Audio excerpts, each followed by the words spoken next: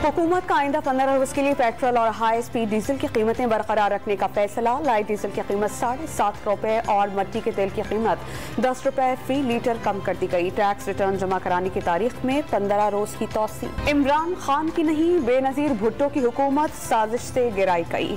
वज़ीर ख़ारजा बिलावल भुट्टो जरदारी का कराची में PP के यौम तासीस पर जलसे से खिताब। एक जरदारी सबसे यारी का नारा भी दे दिया। इदारों का 70 साल में सियासी किरदार रहा, उम्मीद है कि अब गैर सियासी रहेंगे। PTI रहनुमा जुल्फी बुखारी की डॉन न्यूज़ के प्रोग्राम में बातचीत। मौजूदा हुकूमत पर बेसाखियों के सहारे चलने का तंज। नए इंतखाबात मौजूदा सूरत हाल का वाहिद हल करार। इंग्लैंड पहले टेस्ट से एक दिन कबल इंग्लिश खिलाड़ी बदहज़मी और वायरल इन्फेक्शन का शिकार। तारीखी टेस्ट सीरीज के पहले मैच में एक दिन ताख़ीर का खदशा। PCB और इंग्लिश क्रिकेट बोर्ड कल मुशावरत से फैसला करेंगे।